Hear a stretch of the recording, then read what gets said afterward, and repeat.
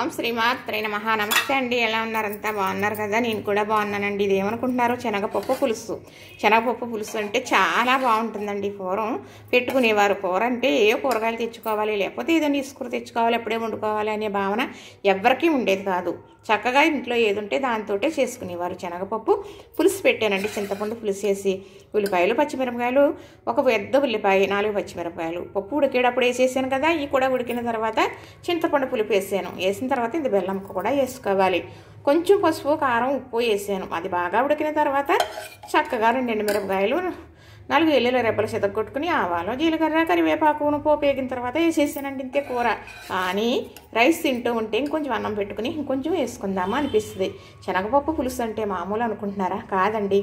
చాలామంది చాలా ఇష్టంగా చేసుకుంటారు. ఇది నాకైతే తెలుసు. నేనైతే అచ్చామని అబరుసులు పెట్టిన ఫస్ట్ రోజు మాత్రం శనగపప్పుతో 4 రకాల కూరలు వండి మరి వీడియో పెట్టానండి. అందరూ చాలా బాగా చూశారు అప్పట్లోనే. అయితే శనగపప్పుతో పులుసు పెట్టాను, శనగపప్పు ఇగురు చేశాను, శనగపప్పు కొబ్బరికాయ వండి తాలింపు పెట్టాను. అలాగే శనగపప్పు మీద నీళ్లు కూడా తాలింపు వేసానండి. ఇంకా చాలా రకాలుగా కూడా వండుకోవచ్చు శనగపప్పు రుచే, కానీ ఎక్కువగా తినరు. మరి షుగర్ ఉన్న వాళ్ళు ఎక్కువ తినొద్దని కూడా అంటారు అనుకోండి. ఎప్పుడూ ఒకసారి తినేటప్పుడు ఆ డౌట్ ఏమీ పెట్టుకోవద్దు. హ్యాపీగా తినేయచ్చండి. చూసారు కదా? చక్కగా వండేటప్పుడు తీద్దామంటే మరి మా వారు ఉన్నారండి. మీకు కొన్ని చెబుతున్నాను. కొన్ని అర్థం చేసుకుంటారని కూడా నాకు తెలుసు. చక్కగా మరి ఏ కూర లేదు అని ఇబ్బంది ఏం పడవక్కర్లేదు.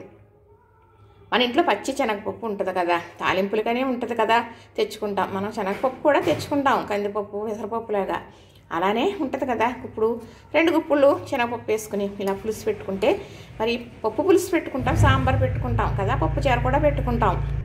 చక్కగా ఈ పులుసుతో హ్యాపీగా తినేయచ్చండి. చక్కగా ఇలా రైస్ పెట్టుకుని కావలసిన పులుసు వేసుకుని కలుపుకు తింటుంటే ఉంటుందండి.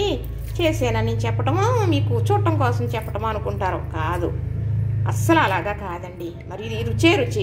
మనం పెసరపప్పు పులుసు పెట్టుకుంటాం, పప్పు చారు కూడా పెట్టుకుంటాం, అలానే కందిపప్పు పులుసు కూడా పెట్టుకుంటాం కదా, అలానే మరి సాంబార్ పెట్టుకుంటాం. కానీ అన్నిటికన్నా భిన్నంగా ఉంటుందండి ఇది.